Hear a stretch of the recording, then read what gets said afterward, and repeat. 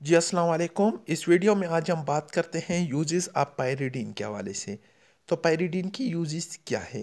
तो सबसे पहले it is used as dyes and paints. Pyridine को हम डाइज में मुख्तलिफ़ किस्म के रंगों में और पेंट में इस्तेमाल करते हैं। दूसरी जो यूज़ है, it is used as solvent for many reaction due to the basic nature.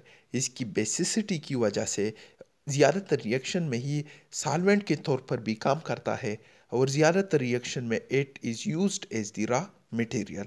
Third number use जो है, it is used as a reducing agent. ये रिड्यूसिंग एजेंट के तौर पर भी काम करता है, दूसरे को रिड्यूस करता है और ख़ुद ऑक्सीडाइज हो जाता है।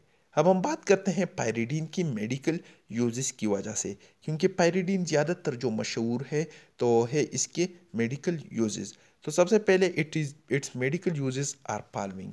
जो पहले नंबर पर इसकी मेडिकल यूज़ है तो है इथ्योनामाइड। इथ्योनामाइड हमारे पास इसकी स्ट्रक्चर आप देख सकते हैं। 2 नंबर पर जो है तो इथाइल ग्रुप अटैच है और यहाँ पर आप देख सकते हैं कि कार्बोनाइल के एक तरफ तो ये रिंग है पूरा और दूसरी तरफ NH2 है। इथ्योनामाइड जो है तो ये ज़्यादातर दूसरे अद्वियात के साथ, मेडिकेशन के साथ मिलकर टीबी के ट्रीटमेंट के लिए इस्तेमाल होता है, तो इसी वजह से ये इंतहाई आम है। अगर दूसरा नंबर हम देखते हैं पिरिडॉक्सिन। पिरिडॉक्सिन को हम विटामिन B6 के नाम से भी जानते हैं।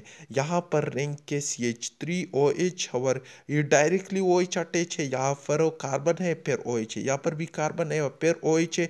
इस स्ट्रक्चर को हम पिरिडॉक्सिन के नाम से जानते हैं और ये स्किन की इम्प्रूवमेंट के लिए इस्तेमाल होता है, स्किन डिजीज़ में भी इस्तेमाल होता है और साथ ही साथ रेड ब्लड सेल के इम्प्रूवमेंट में भी ये इस्तेमाल होता है, यानी ये विटामिन B6 है। जो लास्ट मेडिकल यूज़ अब यहाँ पर डिस्कस कर रहे हैं वो है नियासिन। नियासिन ये आप स्ट्रक्चर देख सकते हैं, कार्बोनाइल के कार्बन पर OH है, दूसरी तरफ ई रिंग है। इसको विटामिन B3 भी कहते हैं, निकोटिक एसिड भी कहते हैं। इसकी भी बहुत ही ज़्यादा यूज़ है ब्रेन फंक्शन के बूस्टमेंट के लिए, यानी उसकी कारकर्दगी को ज़्यादा करने के लिए इस्तेमाल करते हैं। और एक जो और यूज़ है वो है पेलाग्रा। पेलाग्रा एक डिजीज़ है जो काज होती है विटामिन विटामिन है ये विटामिन B3 की डिफिशिएंसी की वजह से जो डिजीज़ काज हो जाती है, तो इसको हम पेलाग्रा कहते हैं, तो इसकी ट्रीटमेंट के लिए भी इस्तेमाल होती है। ये तो हमारे पास पायरिडीन की यूजेस थी। अगर अब डिसएडवांटेजेस की वजह से बात करें तो अगर ये किसी को ये इसको खा ले, वो बाउथ के ज़रिए खा ले या इसको आवाज़ से जो है तो एब्ज़ॉर्ब करे और मुंह के अंदर चला चला जाए या सांस के ज़रिए, ब्रीथिंग के ज़रिए चला जाए, तो इसके जो साइड इफ़ेक्ट्स होते हैं तो ये वो बेटे को काज करती है, बेहोशी इसकी वजह से आ जाती है।